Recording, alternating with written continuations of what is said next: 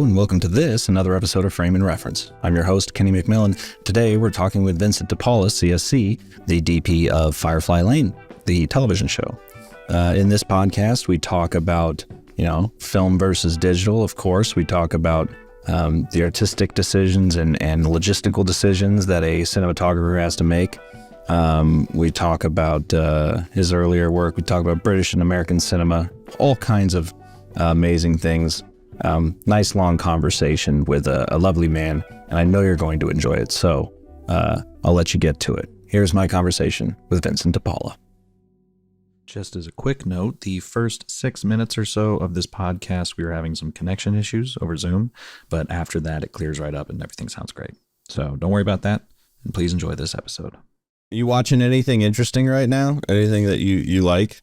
Right now, because I came to Spain for the Christmas holidays, and in Spain, there is a lot of dubbing, and that is dubbed to Spanish. Just can't. So right now, I'm really watching, to be honest. I'm watching stuff. I like to watch a lot of that. But anything like new, I just completely out of it. We wrapped. I'm doing a show now that we're filming in Vancouver, and we wrapped about 2 weeks ago. And, oh, really? I haven't managed to do anything. It's just playing with the family, here in Spain. Yeah. So you're from Spain, obviously. From Spain, yeah. I was born here. I moved to England pretty young. Once I discovered that I wanted to be in the movies, and then where I'm from. Yeah, where I'm from, there's not a lot of background in terms of film here. Mm-hmm. So I knew that I had to go somewhere else. Yeah. Really? I figured... for some reason, I thought there was a lot of film in Spain. There is now, though, and if you go to places like Madrid, for sure. I'm in northern Spain, in an area called Galicia, where there's not much of that. And, if I had to leave anyway, I'd rather go somewhere where, I thought at the time, I was pretty young, I was like 19 or so, where I thought that could really expand my knowledge in terms of like cinematography. And of course, language. I didn't want language to be a barrier, even though it still is sometimes. Sure. So I wanted to live in that, English way. And at the time, Spanish movies were very Spanish. The Spanish industry in general was very, very Spanish based. The themes were very Spanish. Right now, for universal themes, you can watch great, movies and series even on Netflix that they can be set anywhere else in the world. But at that time, I thought it was all very localized, and I needed more. So that's what made me move out of here. Yeah, it's unfortunate, but my first, I went to film school thinking, I guess it was kind of the opposite, where I thought that I could get away with thinking that most film was from the U.S. when I was a kid. And so my first blush with what I thought to be Spanish cinema was Pan's Labyrinth. I was like, wow, they're doing good out there. Yeah, and that was pretty close to where I'm from, like 1 or 2 hours away. Really? But we were an amazing film. I mean, the visuals of that film are incredible. Yeah. That was it. That wasn't Spanish. And, there's not a lot of but in Spain, it's not really known for filmmaking. Of course, you go to Madrid and go to Barcelona, you get more there. But this is not really industry here. I went to a kind of film school here where you learn everything. You learn about, anything. You learn a lot of variety of subjects, from photography to radio. It's kind of like image and sound. It's cool. And we just really like you to watch movies with your friends and to start exploring cinema that way, likely. Even though most things are in Spanish. It's just in European cinema, which I really, I really like. I really love watching European movies. Really got me into it. And as a young kid, watching a movie where you don't know where the movie's from because as a dub in Spanish and you have no idea. You're watching Western John Wayne and voice, and then of course you listen to the real guy. And completely different. Kind of like, blew my mind. There was this, I think there was the one time, and I think it was Tuesdays at night, pretty late at night. I stood at my parents' creative where you could watch movies in English with subtitles. And that was like amazing. And I was pretty young when I discovered that, and I was learning also, I was learning the language. I was also reading books in English as well, because I find that it's fine to read or watch stuff, that gets translated to a different language, but it's not the same. You can't really translate the same feelings and the same emotions to a different language. But it was pretty interesting. So at the time I thought, well, we're going to go to London. It's closer to Spain than anywhere else right now, and let's see how it goes. I went to art in the school there. I developed my English there, and I became a DP, throughout the years in that country. And I thought that was a great school as well. Yeah. For me, it's got this industry. Moving from Spain to England, was there much of like a culture shock, like artistically there, or were you able to kind of assimilate very well? Or were you even interested in assimilating, or was there kind of like a chip on your shoulder in that regard? It was quite a contrast, to be honest. I mean, Spanish culture is so distinctive, so different different in a good way to many others. But I had a lot of friends who were there already, and they had me transition into British culture, and I was pretty lucky that I got there at a point that there was so much work, so I was able to get into pretty quickly. But it's funny because I remember being there, and I was just one of the very few non-English people, not British people who were in the industry. It's kind of like, at the beginning I felt a little weird. I was, I thought people were looking at me like, okay, this young kid with this accent, and shooting stuff, whereas everybody else was the guy was British around me. I mean, it wasn't a shock, but it was quite a contrast. And then, but I adapted things pretty quickly, and I adjusted. And once I became a DP there. Once that was going, it was sort of good. It was really good. I spent many years in England, and then I decided to move. One of the things that I find about myself is that I get bored of things quite quickly. I don't know if I should be saying this, but I decided to move, and I jumped over to. I spent some time in LA, then I came back to Europe, and then I moved to North America full-time basis. Just like a decade ago or so, and then just to stay there. Yeah, is it easier? Because I've wondered this watching British television, where it seems like, especially on those panel shows, all the comedians are on everyone's show. I imagine all of the cinematographers are all working on like the same, is there only a handful of you? Is it easier to get started in the UK? Because it's certainly not easy in, Los Angeles. No, but, I guess at that point it was pretty busy though. And mainly, I started doing lots of documentaries, and there were so many music videos as well. There's a bunch of music videos there, and commercials too. But there was an easy. There was a lot of really bad TV as well at the time. That you could kind of get into, but maybe it wasn't the right thing to do.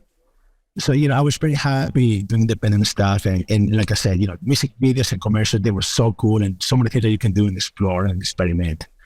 And then slowly, in this industry, you have to be lucky as well. I mean, some good people that are able to get into some shows as a second NDP, and once people like what you're doing, they invite you into some episodes and stuff like that. I did some stuff for the BBC, and and it was pretty cool. But the fact that I was always working, that was pretty awesome. Maybe it was my case. I don't think it was too hard, but maybe I was lucky to but at the same time, and I wanted to leave this for the end of the podcast, because I know that you asked this as well. I was giving an advice early on in my career by a very well-known DP that I will stay unnamed. And this guy was telling me, just be very picky with what you shoot. Don't shoot everything. Just really choose your projects, and just be very, very anal about those things. Just be very, very, very, very picky about that. But that was the very wrong advice. I would never say that to anybody starting as a cinematographer, because you want to make mistakes. You want to shoot as much as you want, as much as you can, rather. But I didn't do that. I kind of followed his advice a little bit, And sometimes I regret, that I could have done many more things back then. But I mean, who knows? Here we are now. Yeah, I mean, I think that I keep bumping this mic. I think that advice that's like an old guy's advice, right? That's like someone telling you, you're going to be defined by your IMDb page essentially. And so if you have an IMDb page full of loser films or whatever they want to call it, then no one will hire you. And in my head, I'm like, yeah, okay. But on the other hand, like from my perspective, like I'd rather have where I'm sitting, 10 kind of bomb films, not like good, like films that bombed, that shows that I'm working more than one amazing film that I never get calls about because absolutely it's one and no one's gonna, maybe it was on Netflix for 10 minutes and no one's, saw it or whatever. I 100% agree. And maybe you are, when you are somebody, when you are doing good work and when you're always busy, yes, because now I'm pretty picky with what I want to do. I need to connect with the story that I'm telling. But it can take up like 2 years of your time. Right, exactly. But as a young cinematographer starting and learning the process, you really want to do as much as you can, and you want to make mistakes, and you want to learn from them. So that was the totally wrong advice. I would never say that to anybody. Sure.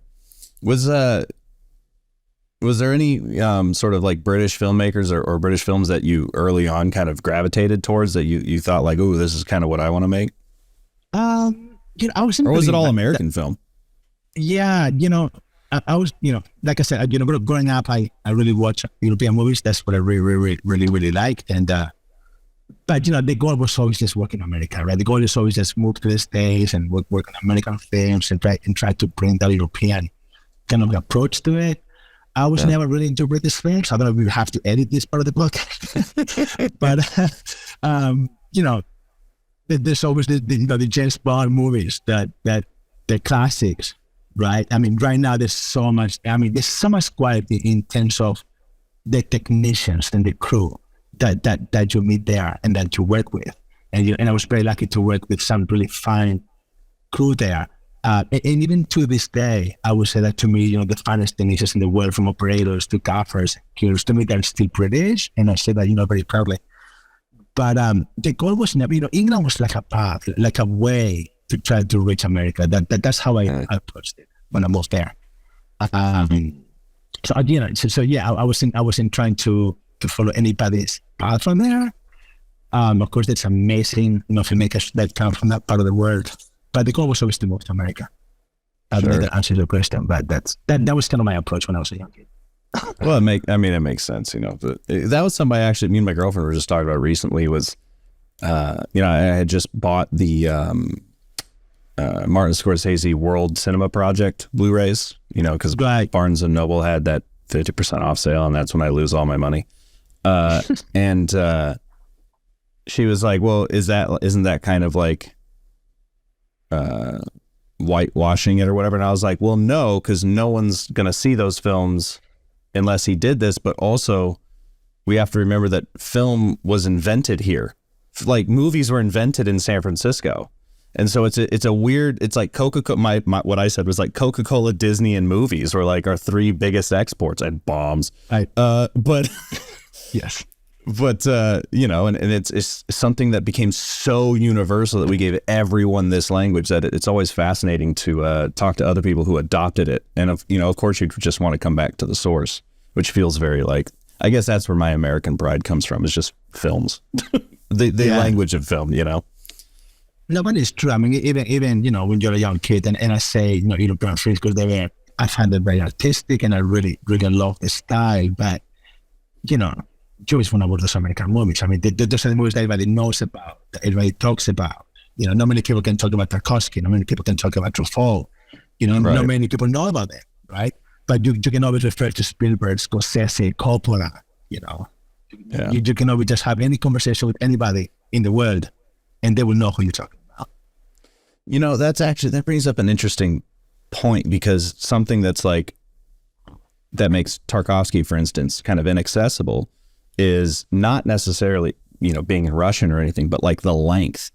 Do you find that like most foreign to me, most non-US cinema is a response to American cinema? Because like you would think that, these days everyone would just try to make their version of American cinema, but it's like French New Wave, for instance, anything like that, was definitely bucking any trend that existed at the time.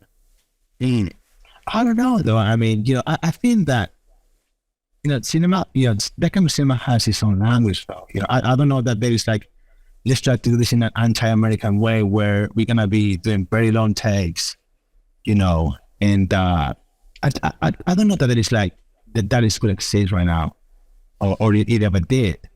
I think there's two ways of seeing film and expressing your ideas and what you want to say with movies differently. It could be survivorship bias too. Like Tarkovsky, for instance, is the one who endured, so that's why. But that isn't representative of all Russian cinema or Soviet cinema. But I was wondering, and I've been doing a lot of episodic TV lately where, I love the long take. I love to give a take its time, to be observed by the viewer and to give the message that we want to give. With Tarkovsky, for instance, Tarkovsky will always say that, in order to express a feeling and emotion or to give a message, you don't really have to use words. Just use, images. But, what I was saying earlier about episodic TV, because, we have to work in such a, fast pace, and it's all about cutting, I'm doing a show right now that we're doing a little bit of the opposite. We're trying to embrace the long takes. We try to embrace the wider shots. To make the wider shots, we become a middle close-up, and then the middle close-up, maybe we move into a close-up itself without cutting. But I don't know, though, that, I find it difficult, personally, to try to give that sense of process of how we want to shoot a certain movie or TV show with that process in my head, with the long take approach, with the let the take live long enough for the viewer to appreciate it. Well, without having in the back of my head this producer or director, hey, we gotta go to the close-up, I believe that the close-up is so important that the least you use the close-up, the most important is gonna be later on. It's right. And I don't know that, in the back of my head, the European style is there, but sometimes I find it really hard to even fight for that style. Well, especially of course on TV, it's almost like impossible. But the last couple of features that I did, it was a little similar as well, where you knew that the producers and even the directors as well were, okay, that's great, but now we're going to do this thing, and now we're going to do 30% this way, and maybe, there's always the art of the cutting, not to that close-up. It's always going to end up in a close-up. Do we need to always end up in a close-up? I don't think so. Yeah. So sometimes I struggle with that. I don't know. Yeah. Well, it's something that I actually noticed with David Fincher, of all people, because, of course, everyone is a David Fincher fan, including myself. Yeah. But everything's a medium. And then there will be an insert, maybe in one scene. Usually in one scene, there will be an insert. And then it goes straight back to a medium. And if someone's getting shot or something, that's going to play in a wide. Right. It's all very proscenium, as I've heard him describe it. And I do find that's a more compelling way to do it, because I was talking to one DP, and he was saying that, a camera, you're just grabbing the audience by the ears and like pointing them around. And the more you do this, the more jarring it is. And the more you just let it play, the more they can invest in it. Like you're saying, especially with a long take. And also, I think with a long take, it allows the crew and the actors to know whether or not something worked. Because when you're piecemealing it all together, you kind of just go like, I'm sure that'll look good in the edit. And the logic of the shot or the scene can kind of get lost sometimes, especially on a lower budget. 100%. If you can make your movie while you're shooting it, and sometimes not give the editors the option to like make that different, because it's true what you're saying. We just pretty much, the way I feel when I'm doing episode TV is we are shooting for the editors, so they have all the ingredients to put this cake together at the end. And that cake can be so different to what you envisioned before. You know, Yeah. if you know your movie when you're shooting it, then shoot. I said this to a lot of directors. If you can shoot your movie when you're shooting it, do it there. You know, because I mean, of course, I believe in the power of editing, of course, but I think it's important to know what you want to do when you're shooting it, and you shoot for that, you know, with good planning. But again, TV, you know, and I don't want to make this sound weird or offend directors right now that come to episodic TV, but I kind of feel that there's a bit of, you know, if I'm directing right now, I feel a bit of a puppet, to be honest, because I'm pretty much being told by the writers, and all these notes. You know, you can get your take where you talk to the actor and you tell the actor how to envision that scene, but then you're gonna get a note from the writer. Now you're gonna do something different that is most likely nothing to do with what you envisioned before, but you still have to do it. And then you might get another note from a writer as well. So at the end of the day, you're gonna do a scene with 3 different versions there. Which one is gonna be the cut? The showrunner's version. You know, you're gonna get your director's cut, but is that gonna be the end result? Probably not.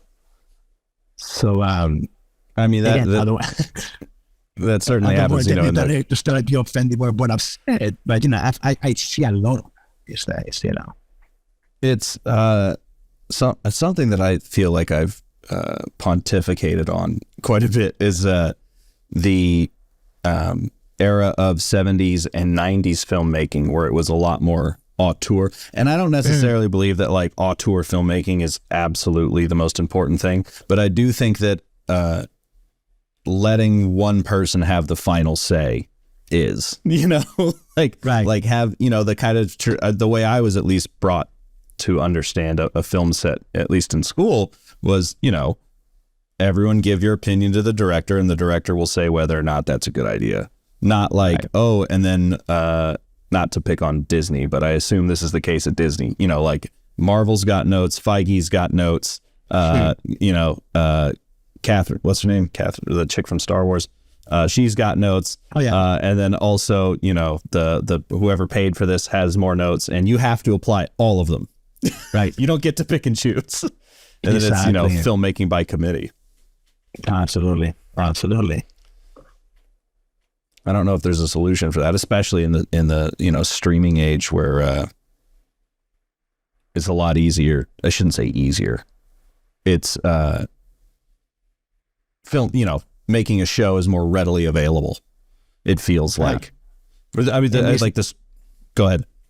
No, I was gonna say, and there's so many of them right now. I mean, we are making so many TV series that it's almost becoming, you know, I'm always saying sometimes too, working with crew, you know, in places like Vancouver or Toronto, I'm saying, you know, these Canadian cities, because they're the ultimate, to me, production services to Americans, where the crew is always working. The gaffer is always busy, the operators are always busy. Not so much for us DPs, you know, we travel, you know, back and forth to different places, but I'm always saying that for them, it's almost like making a coffee. You know, it's like you're making this coffee, and then you're making this after coffee. And then you know that after this coffee, you're going to get another coffee shop after. That is pretty much lined up for you, this job after job after job. And that's a question, do they care? You know what I mean? Like, are they giving me their most? You know, do they have the passion that they probably started with in their career earlier on? Is that lost? You know, is this becoming, you know, a machine, you know, just making film after film, not so many films, obviously, but more TV after TV. It is becoming so cliche now that we're going to be losing the art of it. You know, and hopefully I'm wrong. You know, but it's worrying though. It's worrying because, you know, sometimes I know talking to directors, and you know, the directors, you know, sometimes they don't have a job for months, same as our cinematographers, where those operators are, you know, land up another job a week after something is wrapped. And you know, sometimes I'm talking, you know, what I consider a creative conversation with a director. Sometimes I want to bring the operators involved and the gaffers. They just don't say anything. You know, it's like, yeah, sure, you know, whatever, it's great. We'll make it work for you, but can we just, you know, go on? You know, and again, I don't want this to sound bad because not everybody's like this, but you know, I see that more often than not. I don't mean to complain either. I just, you know, just stating that in the time that we're in right now, we're doing so much TV that is becoming a little like making a coffee. No, it makes total sense because like I'm sure for the layperson, like we should all be so lucky, the idea would be like, quit complaining, you're making movies, who cares? But at the same time, it is a creative medium. It is supposed to be an artistic medium. You are supposed to be saying something, hopefully. Not always. Sometimes you just do it for fun. But like fun is also a form of, release. Not everything has to be so edifying mentally. But if I have yet to find a industry that is not being plagued by burnout in the past 10 years. I think across the board, it doesn't matter what industry you're in, everyone is working at that breakneck pace. And it is, right. I suppose it is like, I agree with you. I feel like film didn't necessarily feel like it was going to reach our shores, like, no, we get to work at our own pace. And then those at the top are like, nah, there's money to be made everywhere, bud. Right. There's also that side of the coin. And I'm saying this to kind of like, make better what I said before, because I feel like sure. bad about what I said about the group, because it's not necessarily true. But there has to be a passion there, because we work so many hours, such long hours, that if you don't have the passion for the job, why would you be doing that job, right? And I love my crew, and I love my operators and my gaffers. I don't want this to sound bad, but I see more of that lately. But again, I think at the end of the day, with that passion that we all enter this industry, we really can make a career out of it, for sure. Well, and I think my camera crew had just quit my job, actually. I think they just sent me an email and they just quit my TV series right now. They're all listening to what I'm saying about them. Oh, wait, literally just now? But it might happen though. But I can also understand the coffee, just making a coffee mentality, because like, especially if the jobs are coming that hard, you do kind of have to have a certain detachment to, especially if you don't know if your show's going to get picked up again. Like it seems like streamers are really quick to like cancel a show. So like if you're just kind of neutrally buoyant, if you're detached enough that you can just do every job with the same level of intensity, and that intensity is not maybe where a passion would be, or a passion would put you, that does give you a certain longevity and does avoid burnout. So it is kind of a coping mechanism almost. Right. And I was mainly referring to episodic as well. Sometimes you're working on a show that Firefly, which is the show that just got released on Netflix. That was a 10-month process. It was a 10-month process. Right. We shot season 2 into a part, and the crew is tired. I remember 2 months before wrapping, they were also tired, and they were talking to me, we're exhausted. So it's kind of hard to maintain that, that passion. But again, 10 months, 12-hour days, you kind of have to really love what you're doing. Otherwise, what's the point? Yeah. What are some ways that you find you're able to sort of detach in a different way? Are you able to how are you able to maintain a 12-hour day for so long? I love what I do, to be honest. I love shooting. I never get tired of it. Like when I'm prepping, I just want to start shooting. I personally don't have a problem at all. And even those 12 hours, I could go on, another 2 hours and just keep doing more stuff, because there's never enough time to try to do what you want to do.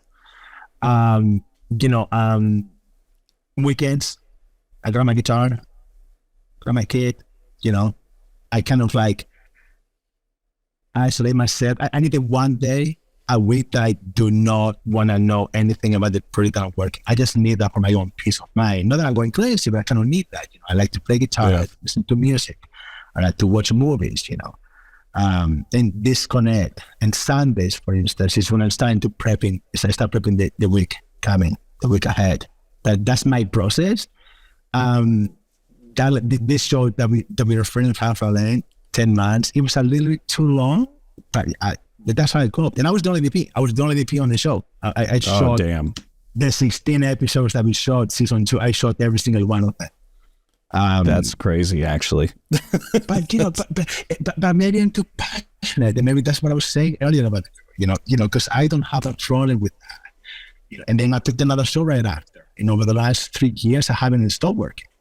I just love it. I just love what I do. And maybe it's that passion that we were talking earlier, that you kind of have to have that. And you know, but I guess it's easier as cinematographers to be able to do that.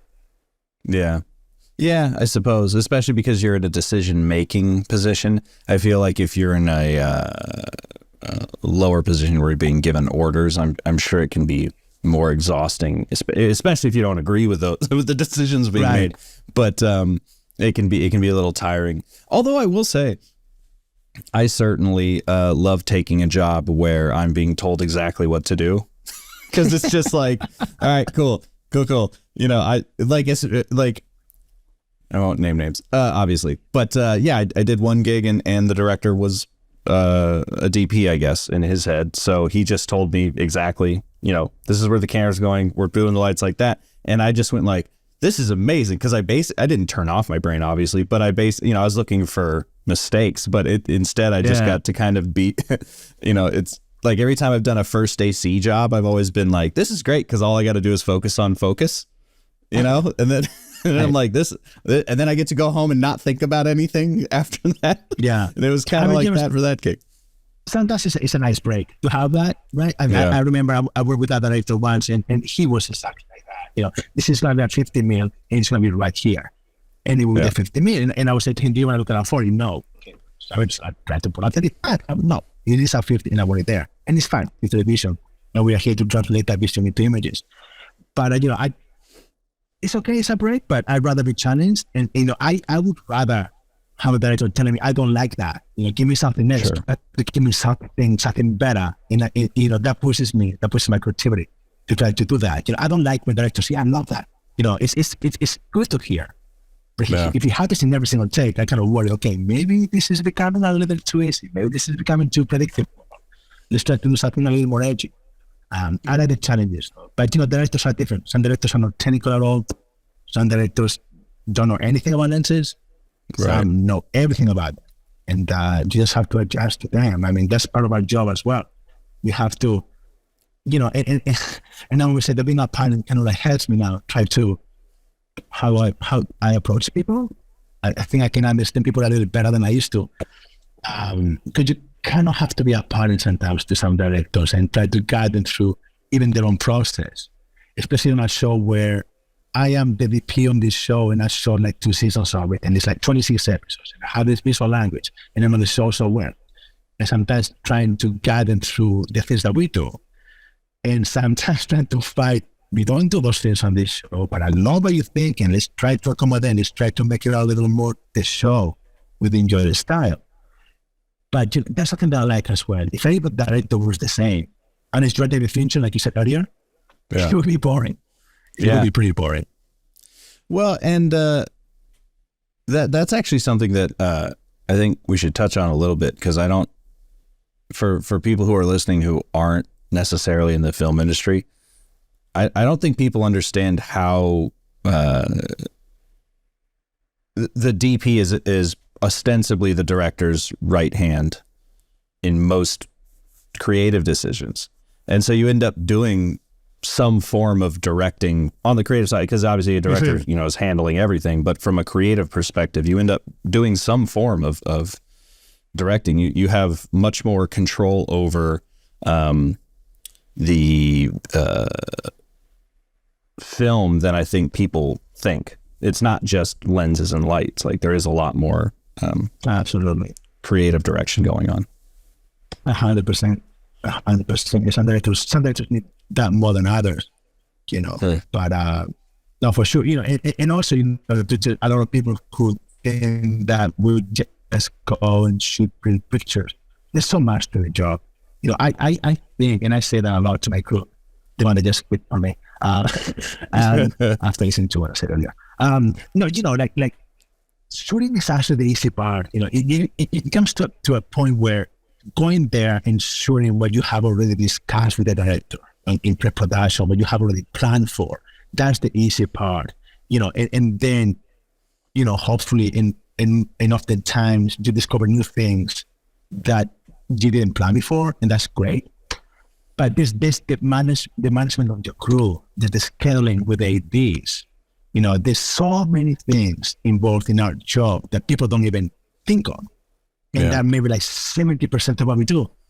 It's insane. It's absolutely insane. So sometimes just going out there and shoot is just so refreshing.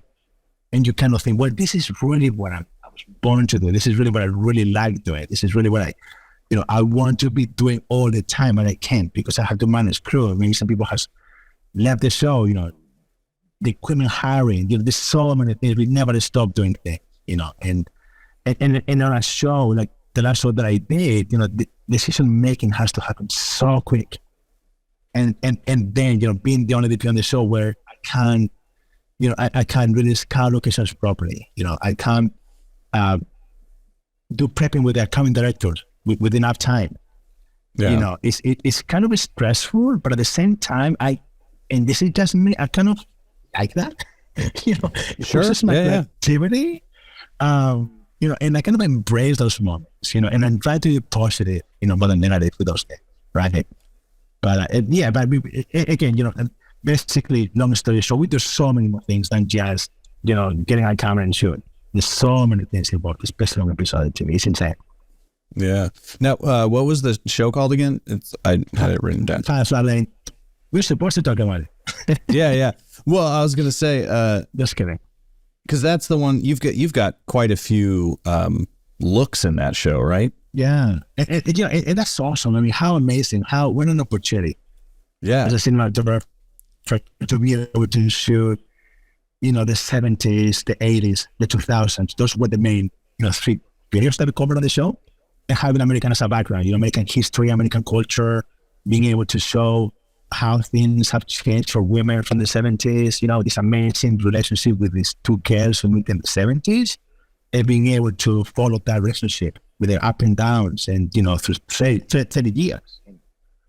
As a cinematographer, it's a dream, and creating those different looks is something that I always wanted to do, have a different look for every period, but not necessarily, and I'm always saying this, not necessarily from a very period accurate perspective. I wanted to have a very emotional perspective to those looks. The 70s on this show look very, very warm, very yellow. There's lots of oranges. There's very milky blacks. There's always a very warm and hard light going through the windows. It's and again, it's back to the connecting with that story.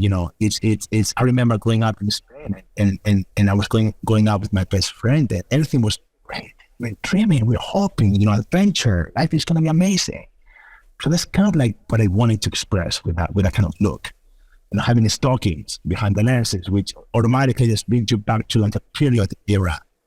That warmth with it.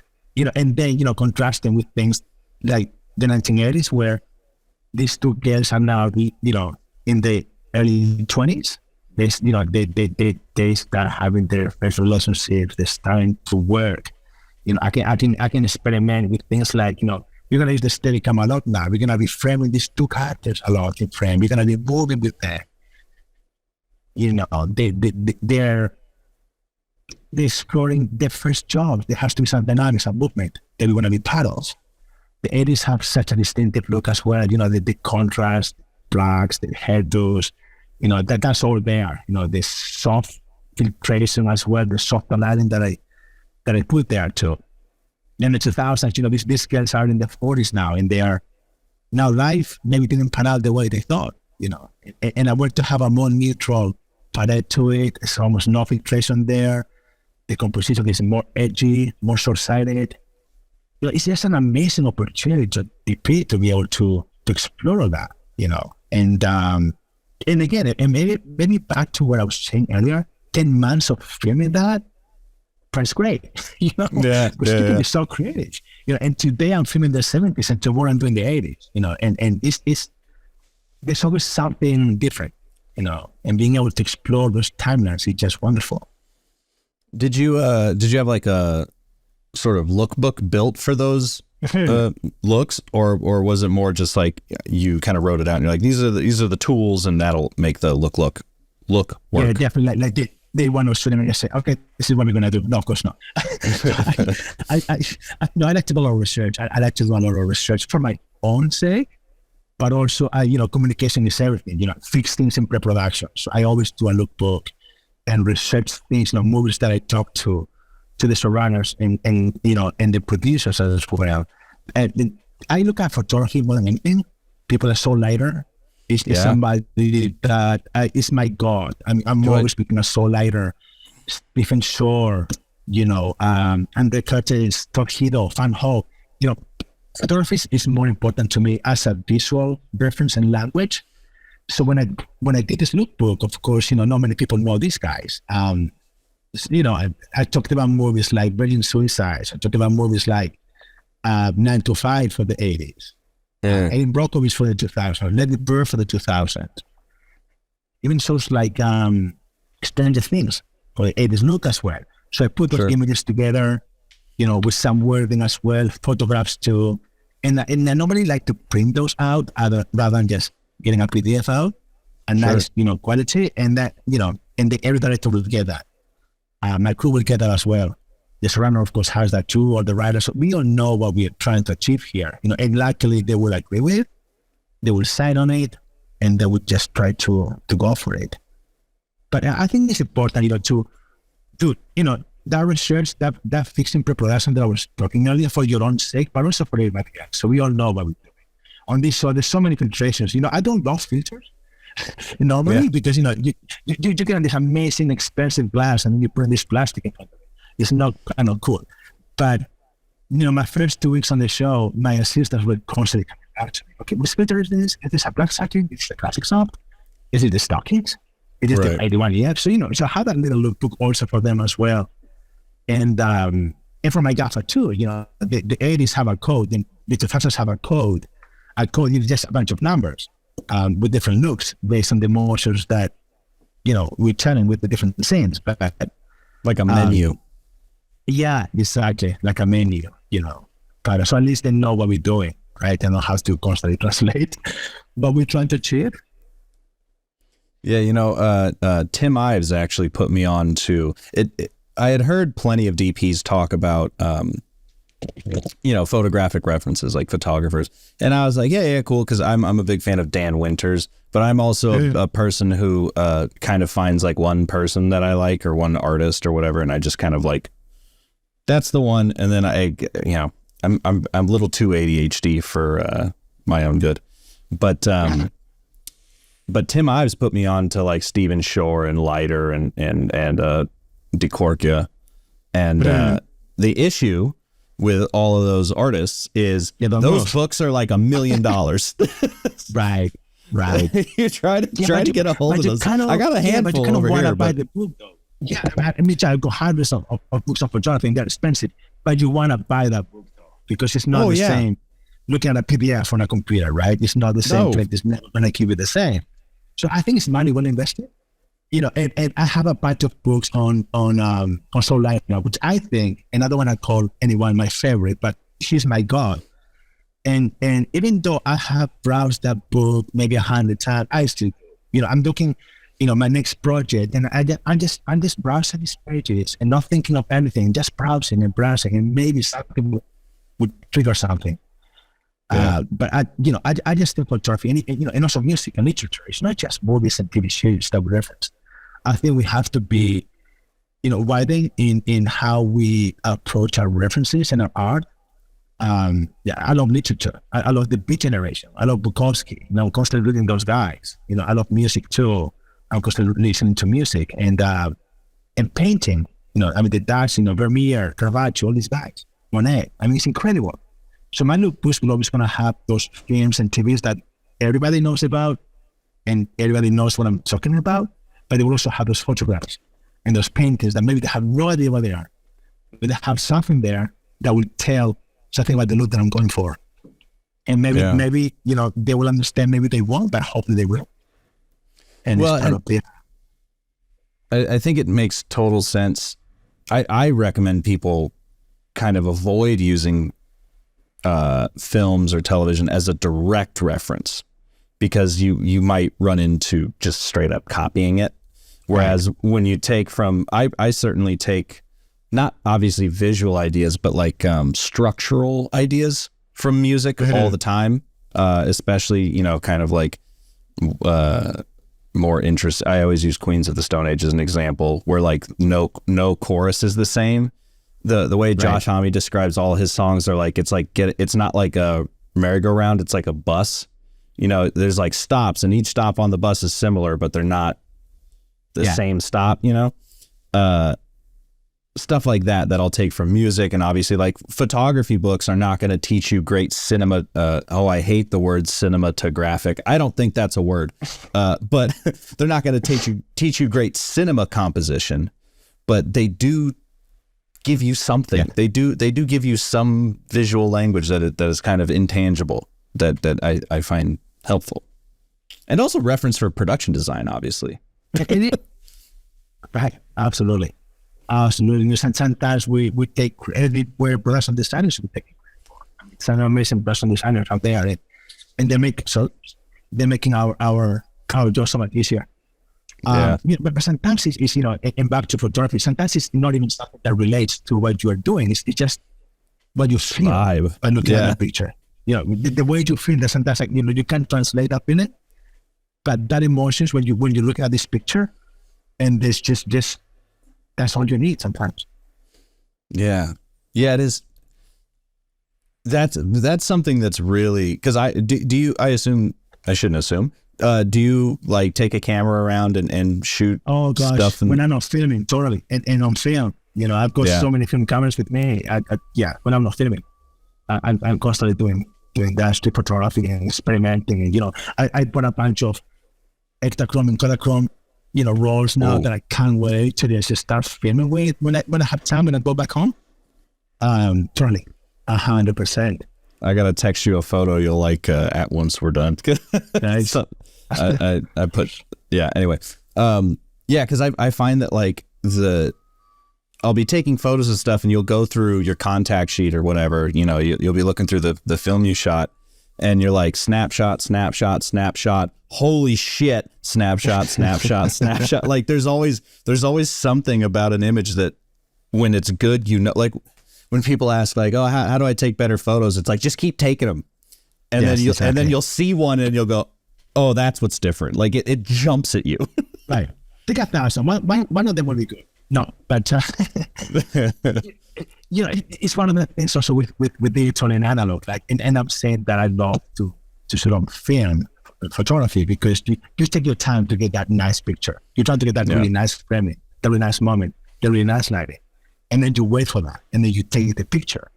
Whereas when I take my digital camera, you know, that same one picture maybe becomes 20 with my Nikon digital camera, because it's you know you can do so much later as well. And or you know, when I'm taking pictures for my kid, I'll never shoot anything on film with her. Right. But not always, but you know, the format, you know, the analog format has something so unique that, you know, we're lucky to say that it's not dead. It's not a pencil to write a book. But I embrace it so much. If I could be shooting on film, and I don't know that I should say this, because I used to fight film so much when I moved to North America. I just tried to do so much better, and I got in trouble. Right. It's expensive, you know.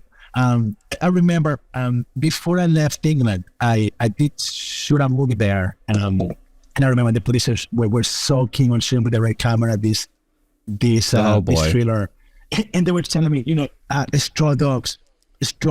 We want to make it like straw dogs. It's amazing. You know, we want that texture, this claustrophobic, you know, it's also in the countryside in England. And I'm like, okay, but yeah, sure, they're red, but why not shooting this on film? You know, why not giving you the texture? No, it's too expensive. Shoot 16. So what I did, and that's what I did, you know. And I talked to Kodak, I talked to the labs, they gave me an amazing deal. I started on Super 16, it was great, it had a great, that texture that they really wanted to do on a red camera. And I ran an article on the American Cinematography magazine, actually. This is 10 years ago. That's the first time I wrote for the magazine, and because Steven Pizzello wanted me to talk about it, like how I convinced these producers to not go the red route, to save them money, and to give them the look that they want. So I did, and I'm very proud of that. I think I saved them now 30% of the money by getting these amazing deals, you know, with Kodak and the labs. You know, of course, when you see on film, I don't have to rely on HD monitors, cables here and there, right? You can just go shoot, everybody's so ready for the take because we are very negative. It's so expensive that you kind of have to be ready for it. So you move much faster. I was proud of that. I was really proud of that, to convince those guys to do it the right way. It doesn't happen anymore, though. No, and I remember I took a few, before I went to college, I did a few separate film schools, and one of them was just a straight up producing. It was like a 1 week producing school in San Francisco, and the guy was hammering home, if you ever, this no longer applies, but he was like, if you ever want to fund your film, just go into your yellow pages and look for a dentist. Be like, hey, do you want to be in the movie business? And they'd be like, yeah, give you a bunch of money. But then he was also saying that, film back in at least at the time, Kodak was willing to give almost anyone a deal on buying like usually a big, especially if you were a student, they were like handing you film. Absolutely. And now they can't even keep it on the shelves because they don't. I guess they spun down production so hard during the pandemic, and especially because demand was low, that during the pandemic, all these film photographers, all these, the 90s are back, the early 2000s are back. And so everyone's idea of those eras is some amalgam of like the 80s, 90s, and early 2000s. So everyone wants to shoot film again. It's becoming more vogue. And Kodak had spun down so aggressively that they can't meet demand anymore. At least that's what I think. I believe that's what happened. There's a bug on your lens. Yeah, I scared just the shit out of me. It's Mothma. But it does kind of suck because back when I was in college, when I could have taken advantage of that, I didn't because I didn't have any money. But the idea was there, and this was right around the time the Red 1 came out too. So we were like, ooh, that would be cool, but we all do want to shoot film. And I don't think, I'm sure that sentiment is still out there, but it's much less now. People are a lot more interested in, Alexa 35, whatever. Right. Which is, it's amazing. The Alexa is an amazing sensor, right? We are so lucky to live in times like that, like now, where we can actually have this incredible sensor so close to film. Yeah. But I think at the time, most of it was quite worried about the competition, and they were willing to give so many things, maybe not for free, but really cheap to be able to compete with them. And I think now, the last time that I saw film was quite a few years ago now, but I think there has to be a very strong artistic decision to go to film, to be able to convince a producer to go that route. I remember 2 films ago, a period film that I shot, and the producers and the directors were all film people. They never really saw it on digital. So I was pretty excited about that. And it's a feature that we shot in Hawaii and in Vancouver as well, in Canada, and 2 timelines with 2 different periods as well, from the 50s to the early 2000s. And I was just thinking, this is a great opportunity. We have these great producers and directors who love film so much, for me to be able to convince them to shoot this on film, because it's actually so on film. But of course, the labs were closing. Seattle lab was closed. The lab in Vancouver was closed. We're shooting in Hawaii, quite a distance from LA, and they didn't want to take that risk of waiting, for a day for the dailies and shipping the negative. Yeah. So, what a shame, though. What a shame. But because something like that would dictate that we can't really choose the answer that we want to write that book is quite shameful. But I also understand that. I also understand that. It's not that. It's I still want to believe, and I still I think you feel the same way too, that it's another pencil that is part of our box to be able to write the book. It's not gone. Another one is to be gone either. It's just another way of writing that book. Yeah. It's I certainly understand that, because back in the day, back in the day, the reason that everyone, I think that younger filmmakers have kind of latched on to ideas that, I'll put we in quotes, including myself, but that we've put out there, such as like, ooh, I want to shoot film. This idea that film is better than digital, when today it's not necessary. It's not better, like better is subjective, but it's different. Exactly. It's different. But when I was in college, when you were in college, like there was no digital, or the digital that there was objectively worse. So whenever we said like, oh, I want to shoot, I would rather shoot films, because it was actually better. And now that's not, you know, what is this? Can't my little X100 here shoots great video. Nice. You know, you could make a movie on that thing if you really wanted. Absolutely. Except you only have one lens. Yeah, absolutely. You nailed it. I mean, right now we are so close to that film build that it's one or the other. It's you know, but you know, you mentioned the Red One before. That was a horrible sensor. I mean, that was so bad. Yeah. You know, the blast was so red, you know, so grainy, so noisy, like trying to, you know, and that was also my excuse too, because when on that film that I was talking earlier, I did a little test. You know, okay, you know, I went to the countryside in England, this beautiful barn there, and then I showed a couple of guys on film, and I showed a couple of guys, the same guys, on the red, and that was pretty obvious. You know, I didn't have to say more. That's it. I'm convinced.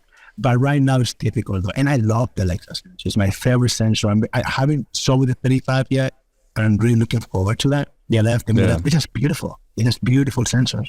You know, I became more picky with lenses now than I used to be. You know. And I tend to think of, this is like the same, anybody says this, but I tend to think of cameras as film stocks, and the sensor is the sensor. I know how to treat and manipulate the sensor, but I know that with these lenses I can do this, and with these other lenses I can do that. I've became more picky that way. This is just me, everybody's different, but... no, that's almost every DP I've spoken to, because most DPs these days are either shooting Venice or Alexa. And so the lenses have become the film stock, you know. My little secret is Nikkor primes. I'll deploy those on all kinds of things. I love them too. They look great because they're just interesting enough. Well, I was going to say they're just interesting enough to be interesting, but they're not like FDs where they're like super, you know, K35s where they're just like really super looky. You know, like the Nikkors are kind of some nice little bit in the middle. They have nice characteristics. I have a bunch of those too. You know, it's also what you like and what you know. I'm an icon guy in photography because I started that way. I've learned those cameras, I had those lenses, and I just didn't feel the need to just do anything else. You know, cameras are great, and you know all the other ones too. But it's kind of what you're used to. Yeah, I love it too. I started on a Nikon F2 way back in the day. Actually, weirdly enough, my first camera was a Mamiya RZ67. That was my first film camera. Wow. Wow. I found it on eBay in like 2000. Yeah. I found it on eBay in like 2003 for like $600 with a lens. Wow. So I just jumped on it because I was like, you know, I'm taking stupid pictures of my friends. Actually, I took some interesting photos when I was a teenager, I'll admit. Some of them I still saved that like look good. But something I was going to say about the film versus digital thing. One of the best examples of when to use one format over the other actually was in my opinion, was in The Last Jedi. Because apparently Steve Yedlin, for all the older actors, you know, Mark Hamill, Carrie Fisher, whoever, who were not used to shooting, well, of course they were used to shooting on digital, but like that wasn't their thing. He shot film, and then all the younger actors, he shot digital. And that was pretty much the only reason between the two, was just the actors. That's pretty amazing. Cadence, you know, working cadence. Yeah. And I was like, that's the best distillation of why you might pick one over the other. Well, that's beautiful to be able to do that, right? Like, I remember back a few years ago, was it Aton, who were trying to get this camera. You could short the magazine in the back. It was a 2K camera. And you could just get this digital magazine out and put a film camera. So you could just, with the same camera, just shoot, you know, film and digital. I think that's amazing. You know, movies like, what was that movie? Babel? Was it Babel?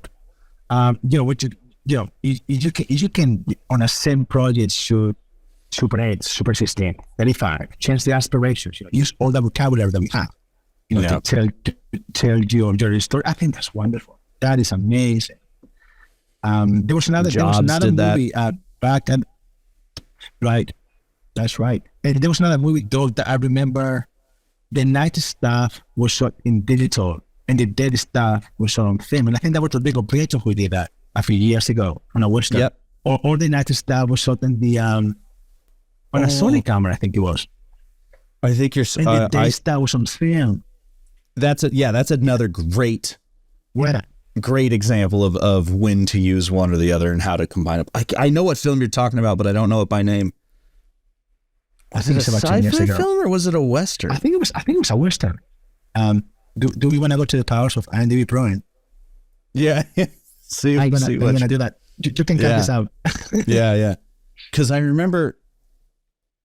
Yeah, because at the time they were saying like, oh, we couldn't resolve stuff at night, so we just shot digital.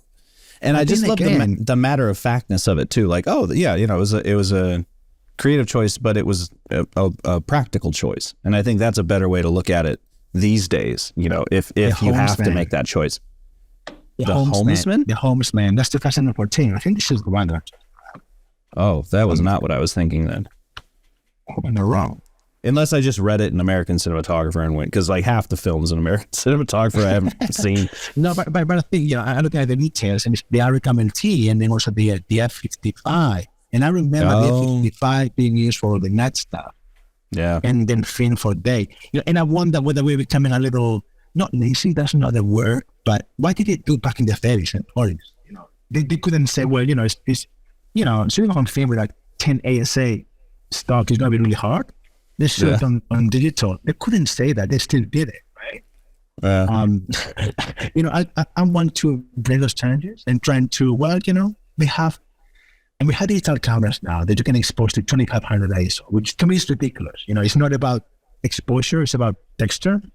Yeah, I'm doing a show right now with the Venice, and I love the Venice, I love the camera. Amazing camera. I know that I can grade it to 2500 ISO. And even though Sony, I love you, please don't hate me for what I'm saying, but it is grainy. But I put this stuff to 2500, it's grainier. I mean, it's not too bad, and I can see it. I do a lot of slow motion on this show, and it's very easy for me to just switch the parts and just go, 2500, so I don't have to change anything. I'm shooting 120 frames per second, which is going to be the same as shooting 24 with a 500 or the 100 ISO. But I'd rather just put myself, keep the 500 or 800 ISO, bring more light to it, and shoot for a cleaner image. Yeah.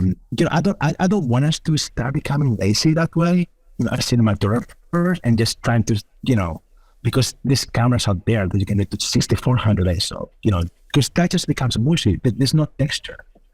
There is just the image. Yeah, you get the exposure that you need, but you need to model that light. You need to, you need to get some texture out of it. Yeah, I mean, I'll so that people don't get mad at you. I don't think it's laziness. I think no. I was just saying, I don't think it's laziness. I think it's just we're not given enough time. So it's like you're not given the opportunity to make a better decision. So you're like, fuck it, throw it at 30. There's plenty of lazy people out there, or misinformed. Especially, I've noticed a lot on the indie scale or the student level. There's a lot of people who go, oh, I can just shoot at 12,800 ISO, and you're like, yeah, you can, sure. But the one thing that I started doing actually, and I still do this, is I'll shoot at like 400. Or because like I tend to shoot the cameras I own, the cinema cameras I own are all Canon. I have a C500 Mark II and all this, and they actually perform better at lower ISOs. Like at 800 it's amazing, but at 400, even 640, but at 400 it's clear. Like everyone was complaining about the noise floor at 800. Put it at 400, same dynamic range as far as I'm concerned. But absolutely clean blacks, just with one stop loss. And so I just do that, but it also forces me to light better. Right. And which is a good thing though. That's a good thing. No, I use it. I intentionally kind of kneecap myself because it ends up looking better in multiple ways, both technically and artistically. Yeah. I get it. When you're starting, you're a student and you don't have a lot of tools out there. The ability, the flexibility of going out and shooting with those sensors at 200, 6,000, whatever it is, it's great. You can experiment, and you'll know then that you would rather use lighting as opposed to do that. But at least you can, at least you can just experiment and just, just tell the story that you want. Maybe not the way that it should be said, but why not? Who am I to say, everything has to have a light? I love shooting with no light. If I can get away with it, and it looks good. It looks more natural to me. I did actually, well, two things. One, for the students watching, I will say, hold on. Where is this? And sorry to the listeners, because you won't get, but I found that you can get these chandeliers on Amazon and put a bunch of like good LEDs on it, or you can even do tungsten if you can find it. That's awesome. But you can make this for like $40, and this works great as a film light. And so for those listening, it's like a tiny little starfish with a bunch of LED bulbs in it. But and you got to get good LEDs. You can't just use anything. But exactly. And if you can use tungsten, even better. But this will work great as a film light if you're a student. And I've been telling people for a couple of years now. I made a YouTube video about it and an article on ProVideo Coalition about how, like, do this. Get a shower curtain and one of these and a light stand, and you're good to go. Don't think too hard if you don't have money. Totally. And those bulbs together will give you enough. The light will be soft. The light will be soft enough. With all those bulbs together, and you can put some diffusion in front that can make beautiful images with that, for sure. Yeah, I stole it from Roger Deakins, his big ass, like 6 foot. Right, yeah, I was gonna say a cheaper Deakins version. Yeah. Yeah. But I did want to ask you, because I'd seen in a interview you did talking about how documentary you got started using natural light and stuff, and I was wondering if you could kind of expand on that, like how maybe even in your professional work you're able to lean into just using available light and shaping that. I love that. First of all, everything looks so much more natural to me. One of the things that I hate as a cinematographer is things look too perfect. I don't connect with that. I don't feel that real. People don't walk at home with a backlight. It just doesn't feel real to me. But I did. When I moved to England, I did a bunch of documentaries where I was always aiming to. If I was inside, I was always trying to put everything closer to the window. You use the window light, the natural sun, and try to control that. I love negative film. There's a negative film on the other side, and they just try to shape the light that way. It mainly based on not having a lot of money on those documentaries and being me. I was also operating my own camera and 2 guys with me. Just pretty much learning, to use the light that is already there, just to make good use of it. And to me, that was the best school that I could ever have. And not even to the day I'm trying to always approach for that. And if I, or trying to emulate that sort of look, with lighting too. But I remember one of my first gigs ever in North America. I don't want to mention the show. I just won't. There was a scene where I had 2 characters in this table, and the camera was moving. It was a 2 shot, and later on it was gonna get covered and 2 over the shoulders, and they were against this window, and it was pointing north. So the sound was always behind it. It was never gonna give us any harsh light. And and I'm talking to the kid and I'm saying, listen, the light's beautiful right now.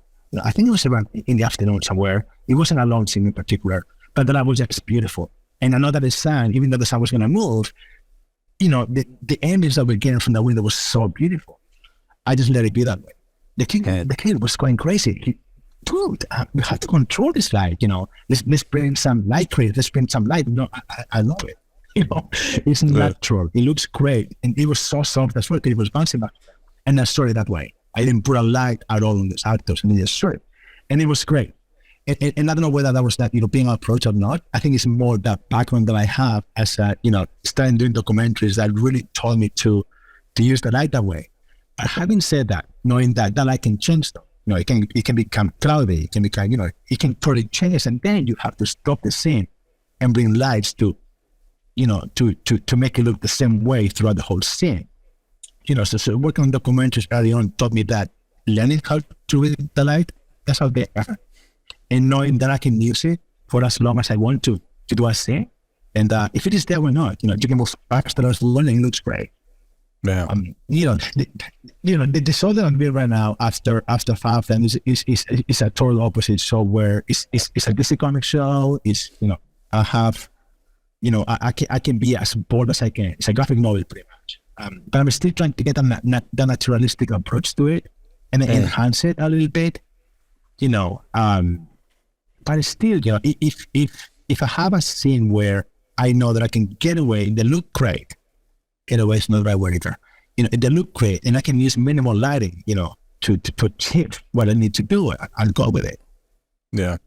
I'll always say yes to that. Well, and going back to shooting film photography around, as you travel around or whatever, like that'll teach you how to find great light real quick. Absolutely. Because you start, once it costs money, you're like, maybe I'll just wait for something good, so you keep an eye out for it, Get one shot over the 20 on the digital camera for sure. Yeah. Did you, I know you said you hadn't really been watching much, especially not with like a 10-month schedule like that, but did you happen to check out Andor? Not yet. Dude. And I can't wait to watch that though. I haven't. I really want to. Bro, let's talk about like, that's the first Star Wars anything that looks natural. Oh, really? Yeah, that is a very well shot show. Like it's the way I thought about it in my head, and then someone made like a YouTube documentary that they stole my idea, but like it's literally Star Wars from the ground. Like everything is wow. Just on the ground. I don't think there's any space shots at all. There's no Jedi, nothing. It's about Andor basically running from the cops. And it's just like that. I wanted that for so long. It's just like, can we just like, what's the Empire doing right now? Like at a bureaucratic level, And so, yeah, but it is shot. It's shot very naturalistically, and it's a treat. Highly recommend it. Is it Adriano Gorman shooting that? He shot that? I don't know who shot it. Let's go back to the internet. Let's find it. I think there might have, because that's not what you're expecting, right, from that show. Nope, you're right. So the fact that they're actually doing that. Oh, there's 3 people: Jonathan Freeman, Lam Damian Garcia, and Adriano Goldman. Adriano.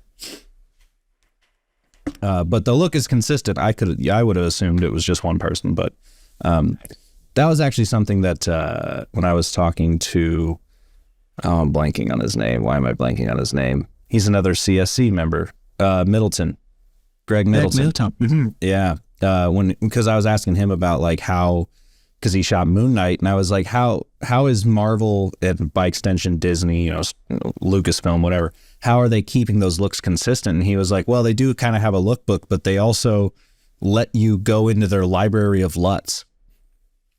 Wow. And you can pick LUTs from different, like he was like, I can't remember which movie, but he basically said that they pulled the Moon Knight LUT from like, whatever, I'm making this up, but like Black Panther or something, and then tweaked it a little. And I was like, of course they do. Why wouldn't they? Like, why did I think there was some, like dictated, show Bible for every film when they're like, just, here's the LUTs we've used since Iron Man. What do you want? Like such a smart idea. Though. I mean, you had the time to experiment with those LUTs. Why not? I'm a DP that I like to just have the one LUT. Yeah. That I set for the show and then light for it, right? Yeah. But I mean, why not? Obviously on a show like the one that I just did with so many different looks, there's always some CTL adjustments on the day with the VIT that goes to the various colors for sure. But I always like to start with the one, always with the same LUT for everything, and just trying to put gels or dial up a different temperature on the LED lighting and put filters on the camera and so forth. Yeah. I think it's always nice to try to get it looking camera and then just stick it from there. Yeah, I mean, again, going to the season 2 finale, I talked to Eric Messerschmidt, and I got the joy of speaking to Messerschmidt, and right before that, I spoke to his editor Billy Fox for Devotion, and Billy was saying they both mirrored each other, but Billy was like, yeah, that footage came in and we didn't do anything to it. Like, there's a little bit of matching. It's such a joy when that happens. It's such a joy when that happens, but you can just get the look, in camera. I'm always pushing for that. I'm always pushing for that. And this is why I like, to have the one lad. A lot of other DPs that I talk to, they like to have a variety of lads to play here in the same show. But I just can't do that though. I just think it has so much more to your job. Of course, everybody's different. Everybody has a different process. But I just like, the one same stuff. I caught it and then just like for it.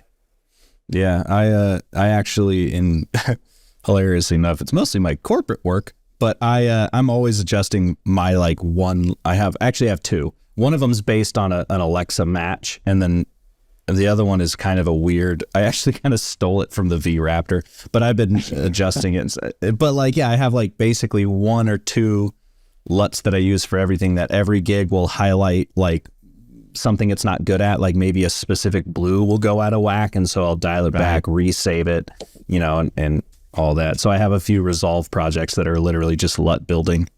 Because I think pretty, sorry to interrupt, but I think it's pretty easy these days. Even if you just have the one two LUTs to make those adjustments on the day, I think these days we can do it so fast that it's almost like you're creating another LUT within that first LUT that you did.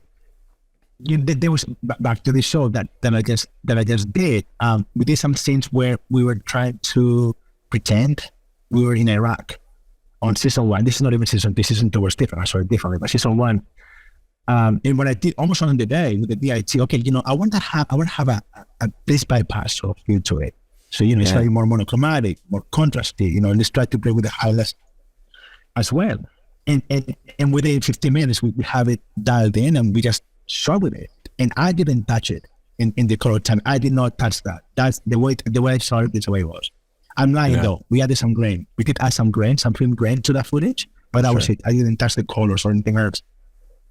Yeah, I kind of feel like that's the way to go, because if you have too many options, you'll just get stuck. You'll start thinking too hard. You won't focus on the work. Right. With the DC show, have you started prep on it or anything?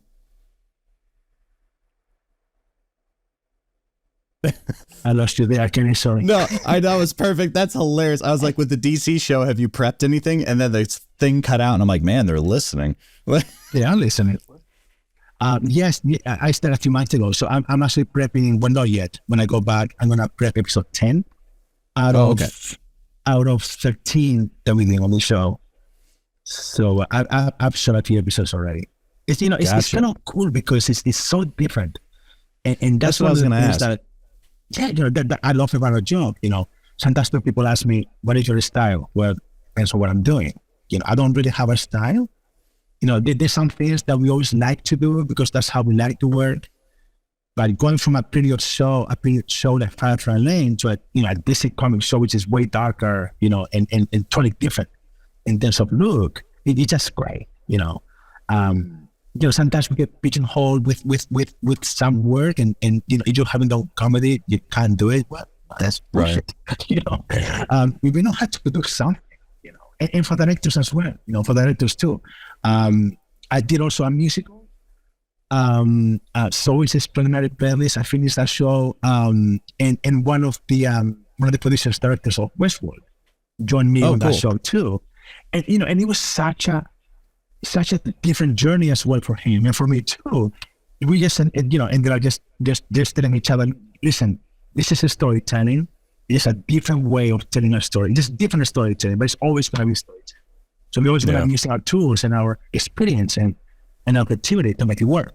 Whether it's a musical, whether it's a comedy, whether it's a horror film. I think it doesn't really matter. I've been very lucky in my career, and I've actually pushed it that way, where I've tackled pretty much every genre that there is out there.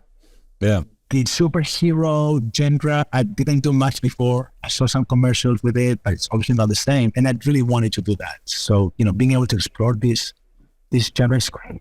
And knowing that there is a language, to this kind of shows and embracing it and trying to be as cinematic as you can. And I think it's great, being able to do, so we're not repetitive. We don't always do, the same thing. Yeah. I'm interested because there's, people kind of maybe flippantly say that superhero films are the Western of today, where, oh God, You moved me to this space, which I hate the language for, by the way, but I apologize. Really tough and raccoon eyes. Yeah, dude, you should see the stupid setup I've got. Well, it looks anyway. You don't want to leave though. Oh, there's. If I turn the camera around, you'd be like, "Are you serious?" When I first started this podcast, I had, or like not right off the bat, but like when I realized like, oh, I should probably make this look kind of nice.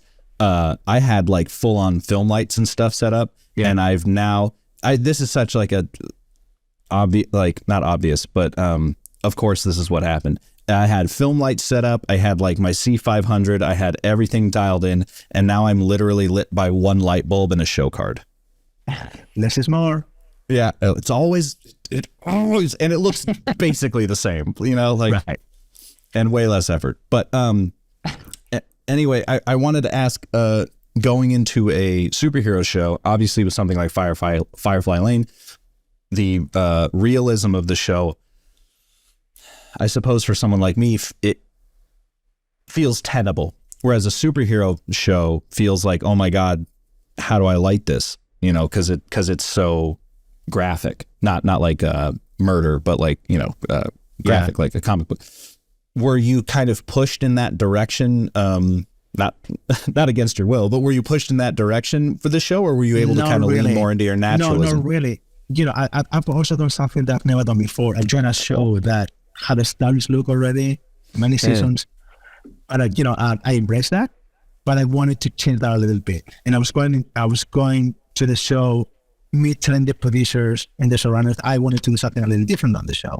And that's one of the things that I wanted to do a little different. Less lighting, less of that expected superhero look, because I think if I do that, it becomes more real. Yeah. You know, the character becomes more real. It's more like us. Of course, every now and then there's those scenes that you kind of have to do what is expected, but for the most part, and you know, my approach to lighting for a lot of the scenes is very naturalistic as well. Because I believe, and I'm repeating myself, I believe that doing so brings the audience closer to what we're saying. Yeah. And how are you kind of grappling with potential VFX and stuff? Have you worked with that much in the past, or is this kind of a new experience? No, I've done lots of VFX stuff. Well, not lots, like enough VFX shows to understand the process, to understand, you know, their needs and everything. And on this show has been flawless. They have, of course, you know, this is season 9 of a show that's been very popular. They've been doing this forever. They have it all dialed in. It was very easy for me to, like, you know, come to the show and understand the process. There's a VFX supervisor, of course, on set, and you know, there's lots of meetings about the heavy-duty VFX stuff that we're shooting to make sure that we get what they need and that I get what I need and that we all get the visual needs. And it's been a really great experience on this show with the team. They're all in LA. And I have not had any problems at all. You know, and understanding VFX sometimes can be a little tricky. You know, and you don't understand the process. But this is why you get people like the VFX supervisor on set to tell you and to guide you through things sometimes, the things that you can get away with and the things that we cannot get away with. There's a lot of like erasing on this show. There's a lot of VFX stuff that, you know, it's not that tricky, but it's still technically mandated. You kind of have to understand the process a bit. But so far so good. So far it's been great. Awesome. Well, I've kept you far longer than I should have, so we'll wrap it up. But when you finish that show, come back and we'll get into more detail about that. I would love to. But I thought I was gonna. Whatever. Inside baseball doesn't matter. I'm so bad at this podcast about just like saying stuff that no one cares. No, not at the podcast, but like saying stuff that no one cares about. What I was about to say was like, I was going to change the last 2 questions and now I haven't. No one cares. Just get to the questions. So last 2 questions are, if Firefly Lane was in a double feature, which is kind of weird because it's a television show, but conceptually, if Firefly Lane was in a double feature that you're programming, what would be the other film or television show? So do we want to go like the total opposite way, or there's something that can relate to it? Your call. Compare or contrast. You know what? I just force people to watch The Conformist. Oh, what a beautiful film. That And I'm saying the conformity because I was just talking about it on one of those interviews that I was doing. I was just, because so many people don't know about this film, and this is what made me want to be a DP.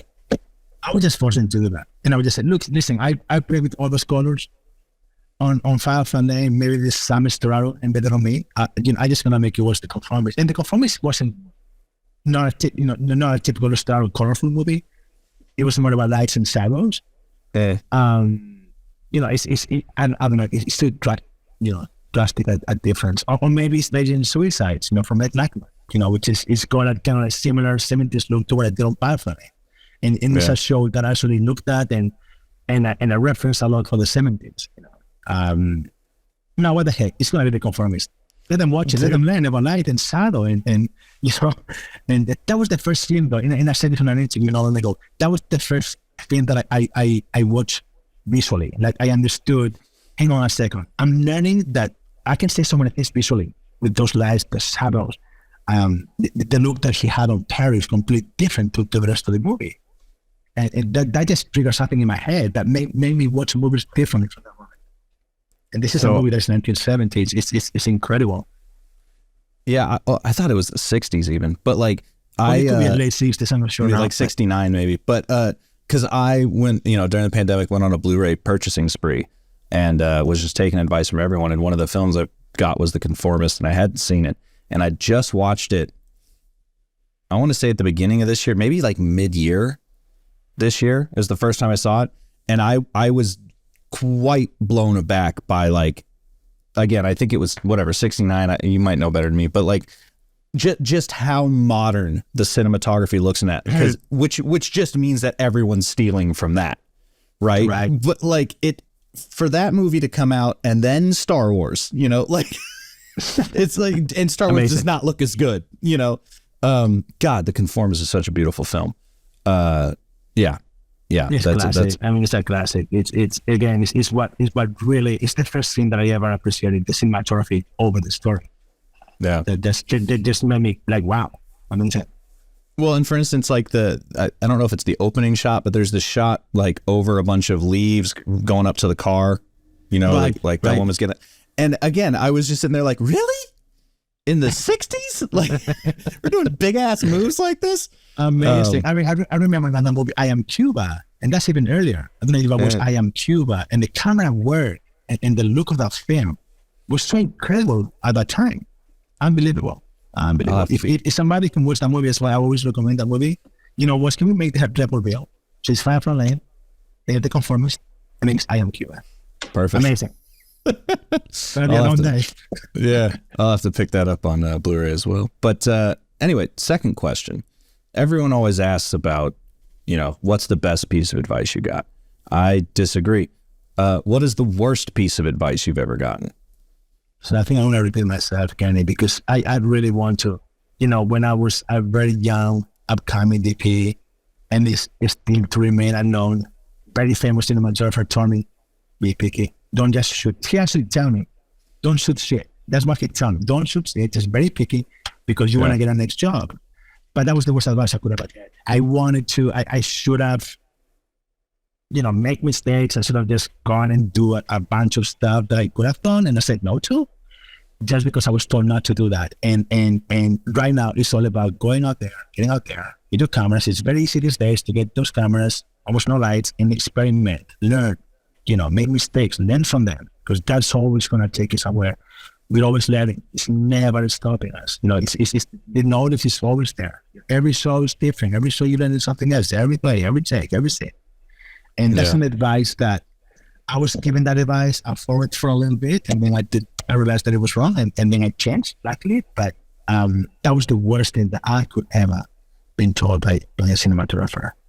Yeah. Well, and to your point, like, you can have every, American cinematographer manual and every magazine and every book that exists, but that academic knowledge only takes you 40% of the way.